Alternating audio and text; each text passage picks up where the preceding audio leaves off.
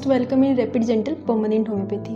आज हम बात करने वाले हैं कुछ नेल डिसीजेस के बारे में। आज हम टर्मिनोलॉजी से जानेंगे कि किस नेल डिसीज़ में क्या होता है, किस तरह की डिफॉर्मिटी आती है। ठीक है, तो चलिए हम जल्दी से स्टार्ट करते हैं। तो सबसे पहले हमारी जो डिसीज़ है वो है एनोनाइकिया। ठीक है, एनोनाइकिया का मतलब होता है जन्म से ही नाखून प्रेजेंट ही नहीं होते हैं, चाहे वो एक हो, दो हो या फिर पूरे हाथ या पैर के हों। ठीक है, उसे बोलते हैं हम एनोनाइकिया। सेकंड है कोइलोनाइकिया। कोइलोनाइकिया का मतलब होता है स्पून शेप्ड नेल्स, या फिर उसे हम माइल्ड कॉन्केविसिटी भी कहते हैं। ठीक है, मतलब हमारे जो नाखून होंगे उनमें हल्का सा बीच में से ऐसा कॉन्केविसिटी प्रेजेंट होगी। ठीक है, तो उसे हम क्या बोलेंगे, कोइलोनाइकिया। जो थर्ड है वो है ल्यूकोनाइकिया। ल्यूकोनाइकिया का मतलब होता है एक वाइटिश कलर की स्ट्रिप्स या लाइंस हमें नाखूनों के बीच में दिखाई देगी, जिसे हम कहते हैं ल्यूकोनाइकिया। ल्यूको का मतलब होता है वाइट। ठीक है, एक होता है पिकायोनाइकिया।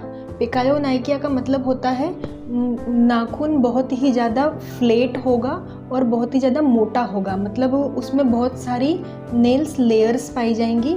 स्किन की जो भी सेल्स होती है उसकी बहुत ज़्यादा मोटी लेयर्स होंगी, उसी को हम बोलेंगे पिकायोनाइकिया। ठीक है, एक होता है पेरोनाइकिया।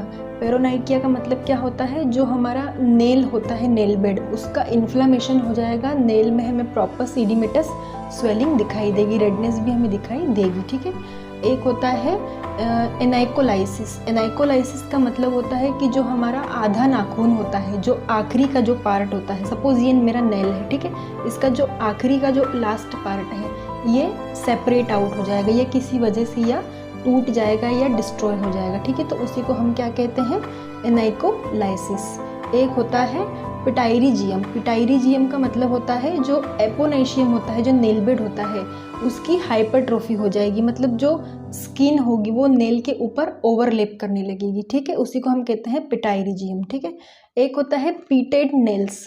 पीटेड नेल्स मतलब पिट मतलब क्या होता है, गड्ढा, तो पीटेड नेल मतलब नाखून में छोटे छोटे से शैलो डिप्रेशन पाए जाएंगे, छोटे छोटे से गड्ढे दिखाई देंगे, बिल्कुल फाइन। ठीक है, उसे हम बोलेंगे पीटेड नेल्स।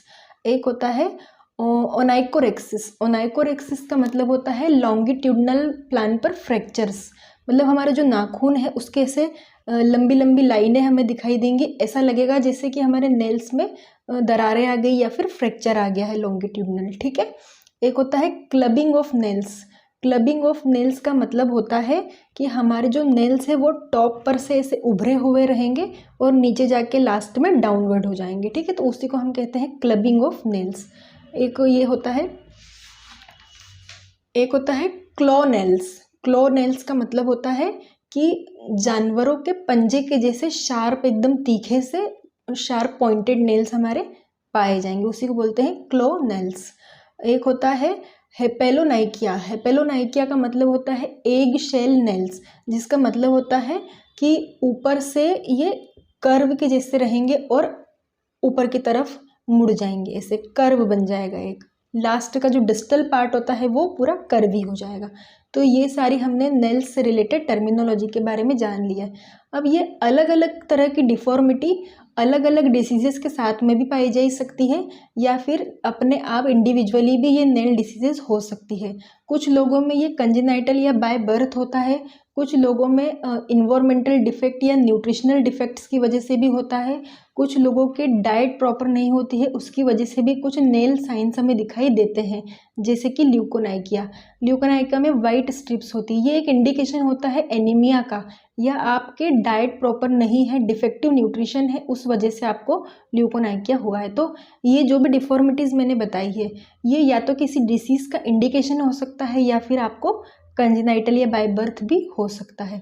बहुत सारी होम्योपैथिक मेडिसिन भी है हमारे पास जो कि नेल डिसीजेस के ऊपर या इन्फ्लामेशन के ऊपर बहुत ही अच्छे तरीके से काम करती है। जैसे सपोज एक मेडिसिन है फेरम मेटेलिकम और एक मेडिसिन है फेरम फॉस्फोरिकम। ठीक है, ये दोनों ही मेडिसिन एनीमिया के ऊपर बहुत अच्छे तरीके से काम करती है। तो कुछ नेल डिसीज़ होती है जैसे नेल थीन हो जाना, या नेल्स में वाइट स्ट्रिप्स दिखाई देना, या बहुत ही जल्दी से नाखूनों का टूट जाना, अपने आप नाखून ब्रेक होने लगना, ये सारे इंडिकेशंस होते हैं डिफेक्टिव न्यूट्रिशन के या एनीमिया के। तो हम इन दवाइयों का यूज़ इस तरीके की अगर नेल डिफॉर्मिटी मिलती है तो हम कर सकते हैं, ठीक है। एक मेडिसिन होती है ग्रेफाइटिस। ग्रेफाइटिस मेडिसिन में हमें एपोनेशियम में इन्फ्लेमेशन मिलेगा, पेरिकोनाइकिया देखने को मिल सकता है, या नेल में किसी तरीके का इन्फ्लेमेशन देखने को मिल सकता है, नेल्स एकदम ब्रिटल टाइप के होंगे, तो ग्रेफाइट मेडिसिन भी हम यूज़ कर सकते हैं। पेशेंट को अगर कोई ओबेसिटी है या कॉन्स्टिपेशन या अदर कोई न्यूट्रिशन रिलेटेड या हेल्थ रिलेटेड इशू है और उसके साथ अगर इस तरीके की नेल डिफॉर्मिटी देखने को मिलती है तो हम ग्रेफाइट मेडिसिन का यूज़ भी कर सकते हैं। एक मेडिसिन है हमारे पास नेट्रम म्यूर। नेट्रम म्यूर के जो पेशेंट होते हैं उनमें नेल्स बहुत ही डिफेक्टिव टाइप के मिलेंगे, बहुत ही इजीली ब्रेक हो जाएंगे, बिल्कुल डीजेनरेटिव टाइप के होंगे, थीन नेल्स होंगे, उनके जो नेल्स के कॉर्नर्स होंगे उनमें बहुत ज़्यादा इन्फ्लेमेशन भी देखने को मिल सकता है, पोस्टीरियर नेल बेड में इन्फ्लेमेशन देखने को मिल सकता है, ब्रिटल नेचर के नेल्स होंगे।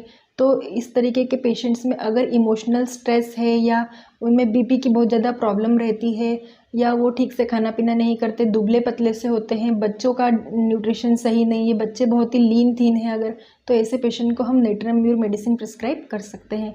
तो और भी बहुत सारी मेडिसिन होती है जो नेल से रिलेटेड होती है और बहुत ही अच्छे रिजल्ट हमें देखने को मिलते हैं। तो अगर आपको हमारा ये नेल से रिलेटेड टर्मिनोलॉजी का वीडियो अच्छा लगा हो तो आप अच्छे अच्छे कमेंट्स कीजिए और आप हमें बता भी सकते हैं। अगर आप किसी डिजीज़ के बारे में जानना चाहते हैं तो कमेंट बॉक्स में कमेंट करके हमें ज़रूर बताएं।